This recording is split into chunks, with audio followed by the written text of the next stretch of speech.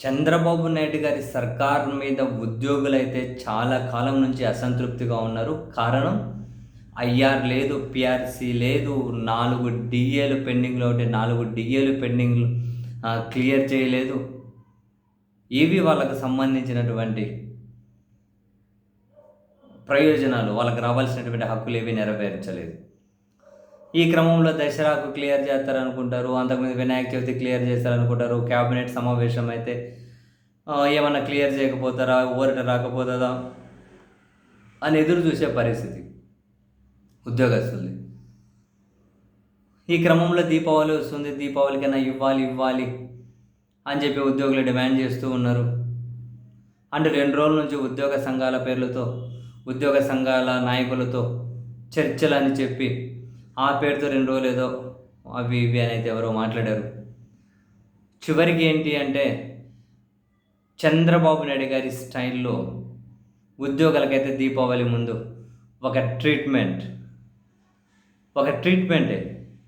Telugu Desam party media ఏమో అబ్బా అండపిండ బ్రహ్మాండం అద్భుతం, ఉద్యోగస్తుల ఇళ్లల్లో దీపాలు వెలిశాయి, దీపాల కాంతితో విరాజిల్లాయి, చంద్రబాబు గారి సర్కార్ వెరీ గుడ్ న్యూస్ అని వాళ్ళు. ఏది గుడ్ న్యూస్? ఐఆర్ ప్రకటించారా? లేదు. పిఆర్సీ వేశారా? లేదు. 4 డీఏలు క్లియర్ చేశారా? లేదు. 3 చేశారా? లేదు. 2 చేశారా? లేదు. ఒక్క డీఏ క్లియర్ చేశారు. నవంబర్ 1న ఉద్యోగుల అకౌంట్లో వేస్తారట, ఒకటే డీఏ. 4 డీఏలు పెండింగ్ ఉన్నాయి. పిఆర్సీ ప్రకటన లేదు, ఐఆర్ లేదు. ఐఆర్ డీఏలన్నా క్లియర్ చేసి పిఆర్సీ ప్రకటన చేస్తారేమని చెప్పి ఉద్యోగులు వెయిట్ చేశారు. చంద్రబాబు నాయుడు గారి స్టైల్ ట్రీట్మెంట్ ఇది. వాళ్ళను అంటే ఉద్యోగులు కనుక ఫస్ట్ చంద్రబాబు నాయుడు గారు ఏదో ఒకటి ప్రకటించేసినారు అనుకోండి, వాళ్ళు అడగకముందే, అది తీసుకున్న తర్వాత మళ్ళీ ఇంకా మాకు మిగిలినవి ఎప్పుడు ఇస్తారని చెప్పి అడుగుతారు. అందుకని చంద్రబాబు గారు ఏం చేశారు, వాళ్ళకి ఏమి ఇవ్వలే, రాగానే అయ్యారో లేకుంటే ఇంకోటి అట్లా ఏమి ఇవ్వలే. ఇవ్వకుండా ఉద్యోగులతో ఏమి ఇస్తారు, ఏమి ఇవ్వండి, మా హక్కులు నెరవేర్చండి, మాకు డిఎల్ రావాలి, ఐఆర్ రావాలి, పిఆర్సీ రావాలి, ఆందోళనలు చేస్తాం, ఉద్యమాలు చేస్తాం, అది ఇది అని ప్రభుత్వాన్ని అడిగి పెట్టంగా ఒక డిఏ ఇచ్చారు.